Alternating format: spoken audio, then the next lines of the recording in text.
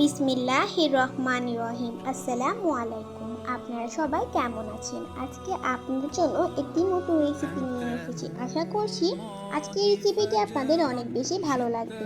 রেসিপিটি মূলত হচ্ছে একটি গাজর দিয়ে কিভাবে একটি পারফেক্ট স্পঞ্জ কেক তৈরি করতে পারবেন সেই রেসিপিটি কিন্তু আজকে আপনাদের সাথে শেয়ার করব। তো চলো রেসিপিটির মূল উপকরণে চলে যাওয়া যাক। তো প্রথমে আমরা একটি বোল নিয়ে নিয়েছি। বোলের মধ্যে একটি গ্রেটার রেখে গ্রেটারটার সাহায্যে খুব সুন্দর করে আমরা এখানে গাজরটাকে গ্রেট করে নিয়েছি। আমরা যে গাজরটাকে গ্রেট করে নিয়েছি গ্রেটারের ছোট অংশটা দিয়ে, আপনারা চাইলে বড়টা দিয়েও করতে পারেন।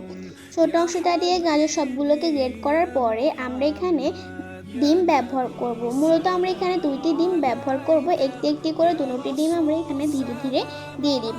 দুইটা ডিম খুব ভালোভাবে এখানে দেওয়ার পরে একটা উইংসের সাহায্যে খুব ভালোভাবে এই উপকরণগুলোর সাথে ডিমটাকে মিশিয়ে নিব। আপনারা চাইলে কাঁটা চামচের সাহায্যেও কিন্তু মিশিয়ে নিতে পারেন, কোনো সমস্যা হবে না, পারফেক্টলি হবে। দেখুন আমরা খুব ভালোভাবে সবগুলো উপকরণকে মানে ডিম এবং গাজরকে খুব ভালোভাবে মিশিয়ে নিলাম। তারপর আমরা এখানে একটি বড় সাইজের গ্লাসের মধ্যে 1 কাপ দুধ রেখে দিয়েছিলাম, সেই 1 কাপ দুধ এখানে আমরা দিয়ে দিব। দেওয়ার পরে আবারও এই হ্যান্ড উইংসের সাহায্যে খুব ভালোভাবে সবগুলো উপকরণকে মিশিয়ে নিব। এখানে আমরা যতটুকু পরিমাণ তৈরি করছি সেই অনুযায়ী কিন্তু উপকরণগুলো দিয়ে দিয়েছি। আপনারা আপনাদের অনুযায়ী দিয়ে দিবেন, আপনারা যতটুকু পরিমাণ তৈরি করবেন। তারপরে দেখো সবগুলো উপকরণ খুব ভালোভাবে মেশানোর পরে এখানে আমরা হাফ কাপ পরিমাণ চিনি দিয়ে দিব। আপনারা চাইলে কমও দিতে পারেন, যেহেতু গাজরের মধ্যে এক্সট্রা মিষ্টি থাকে তো সেটাও কিন্তু একটা ম্যাটার করে, তার জন্য চিনিটা আপনারা একটু বুঝে শুনে দিবেন। তারপরে দেওয়ার পরে খুব ভালোভাবে আবারও নেড়ে চেড়ে সবগুলো উপকরণকে মিশিয়ে নিব। তারপর আমরা এখানে একটি চালনি নিয়ে নিব। চালনি নেওয়ার পরে আমরা উপরের মধ্যে প্রায় 1.5 কাপ পরিমাণ ময়দা নিয়ে নিব। ময়দাটাকে চালনির মধ্যে নিয়ে খুব ভালোভাবে হাতের সাহায্যে ধীরে ধীরে এটাকে ছেঁকে নিব। ছাকার আগে আমরা এখানের মধ্যে প্রায় 2 টেবিল চামচ পরিমাণ বেকিং পাউডার দিয়ে দিব। অবশ্যই বেকিং পাউডারটা ব্যবহার করতে হবে, নাহলে কিন্তু আপনার কেকটা পারফেক্টলি ফুলবে না এবং দেখতেও সুন্দর লাগবে। তারপরে দেখুন আমরা এটাকে খুব ভালোভাবে ছেঁকে ছেঁকে ধীরে ধীরে আমরা উপকরণগুলোকে দিয়ে দিব। এখানে ধীরে ধীরে অল্প অল্প করে দিতে হবে, একসাথে সবগুলো উপকরণ একসাথে সবগুলো ময়দা দেওয়া যাবে না, নাহলে কিন্তু এটা একটু আঠালো হবে না আর দানাদার অংশটা রয়ে যাবে। আমরা দেখতে পাচ্ছেন আমরা ধীরে ধীরে করে চিনিটাকে দিচ্ছি, একবারে কিন্তু দিচ্ছি না। আপনারা কিন্তু এভাবে সেম প্রসেসটা ট্রাই করবেন, তাহলে কিন্তু একদম দেখবেন পারফেক্টলি হবে। দেখুন খুব ভালোভাবে সবগুলো প্রথমবার আমরা হালকা একটু দিয়েছি, তারপর আমরা আবারও ভালোভাবে সবগুলো ময়দা একসাথে ছেঁকে খুব সুন্দর করে এখানে দিয়ে দিব। ময়দাটা খুব সুন্দর করে এখানে ছেঁকে দেওয়ার পরে আমরা এখানের মধ্যে দ্বিতীয়বার আমরা সম্পূর্ণ ময়দাটাই কিন্তু এখানে খুব ভালোভাবে ছেঁকে দিয়ে দিব। আর দেখুন কতটা পরিমাণ দানাদার অংশ বের হয়েছে।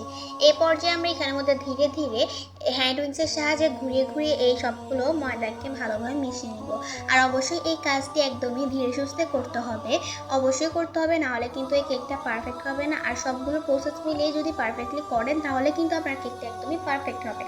তারপরে দেখুন আমরা উপকরণগুলোকে খুব সুন্দর করে মিশানোর পরেও আমাদের একদম ডোটা একদম পারফেক্টলি ঠিক হয়ে গিয়েছে। তো এই পর্যায়ে আমরা এখানের মধ্যে 2 থেকে 3 ফোঁটা পরিমাণ ভ্যানিলা এসেন্স দিয়ে দিব। তাও আবার খুব সুন্দর করে হ্যান্ড উইংসের সাহায্যে ঘুরিয়ে ঘুরিয়ে এটাকে মিশিয়ে নিব। দেখো কত সুন্দর একটা ঠিক ব্যাটার হয়েছে। আপনার দেখিয়ে দিচ্ছি ব্যাটারটা কেমন হবে, তাহলে বুঝতে পারবেন আপনারা কীভাবে করে তৈরি করে নিয়েছি। তো ব্যাটারটার মধ্যে আমরা ভ্যানিলা এসেন্স মিশানোর পরে আমরা এখানের মধ্যে প্রায় হাফ কাপ পরিমাণ মতো সোয়াবিন অয়েল দিয়ে দিব। তারপরে খুব সুন্দর করে এটাকে মিশিয়ে নিব। এটাও কিন্তু খুব ভালোভাবে দিতে হবে আর মিশিয়ে নিতে হবে। আর আপনারা দেখতে পাচ্ছেন আমরা কীভাবে হ্যান্ড উইংসটাকে ঘুরে ঘুরে এই উপকরণগুলোকে মিশিয়ে নিচ্ছি। এভাবে কিন্তু সবগুলো উপকরণ মিশিয়ে নিতে হবে।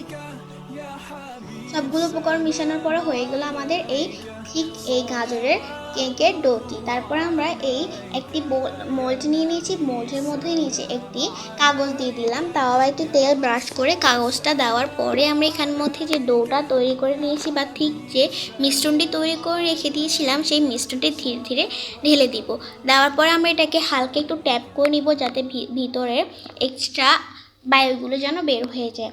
তারপর আমরা একটি চুলার মধ্যে তাওয়া দিয়ে দিব। তাওয়া দেওয়ার পরে আমরা তাওয়ার মধ্যে বা উপরে একটি কাগজ দিয়ে দিব একটু মোটা স্তর করে। তারপর উপরে একটা স্ট্যান্ড দিয়ে দিব। স্ট্যান্ড দেওয়ার পরে আমরা যেই মোল্ডের মধ্যে আমরা কেকের ঠিক ডোটা ঢেলে দিয়েছিলাম বা মিশ্রণটি ঢেলে দিয়েছিলাম সেই মিশ্রণটি এখানে দিয়ে দিব। তারপরে আমরা একটি বড় সাইজের পাত্র দিয়ে ঢেকে দিব। তারপরে আমরা 30 মিনিট ওয়েট করব। 30 মিনিট পর দেখুন আলহামদুলিল্লাহ কত সুন্দর এবং পারফেক্টলি আমাদের কেকটি হয়ে গিয়েছে। আপনাদেরকে দেখিয়ে দিচ্ছি আমাদের কেকটা কেমন হয়েছে আর পারফেক্টলি হয়েছে কিনা। আমাদের কেকটা একদমই পারফেক্টলি হয়েছে। তারপরে আমরা চুলা থেকে নামিয়ে এটাকে গরম গরম অবস্থায় স্প্যাচুলার সাহায্যে চারপাশে ঘুরিয়ে নিয়ে এটাকে আমরা ভালোভাবে মোল্ড আউট করার জন্য প্রস্তুত করে নেব। তারপর একটা প্লেটের সাহায্যে এটার উপরে দিয়ে খুব সুন্দর করে নিচ করে নিলে কিন্তু পারফেক্টলি এটা পড়ে যাবে। দেখুন কত সুন্দর হয়েছে এবং পারফেক্ট হয়েছে আমাদের এই কেকটি। আপনারা দেখে বুঝতে পারছেন এই কেকটি অনেক বেশি পারফেক্ট আর অনেক বেশি সুন্দর হয়েছে, আর খেতেও কিন্তু অনেক বেশি মজা হবে। মাশাআল্লাহ এই কেকটা কিন্তু অনেক বেশি ফুলেছে, আপনারা দেখে বুঝতে পারছেন। অবশ্যই এই কেকটি ট্রাই করে দেখবেন, আপনাদের অনেক বেশি ভালো লাগবে। যদি ভালো লেগে থাকে আজকের এই রেসিপিটি অবশ্যই লাইক সাবস্ক্রাইব করে আমাদের চ্যানেলের পাশেই থাকবেন। আর আমরা এই উপরে যে কাগজটি দিয়েছিলাম সেটি কিন্তু খুব ভালোভাবে খুলে নিয়েছি। খুলে নেওয়ার পরে দেখুন কেকটা কতটা বেশি সুন্দর হয়েছে আর একদমই সফট হয়েছে। দেখতে আপনারা বুঝতে পারছেন আমাদের এই কেকটি পারফেক্টলি কেমন হয়েছে। তারপরে এই কেকের উপর কিছুটা পরিমাণ কাজু এবং কাঠবাদাম দিয়ে সাজিয়ে দিলে রেডি আমাদের আজকের এই মজাদার কেকের রেসিপিটি।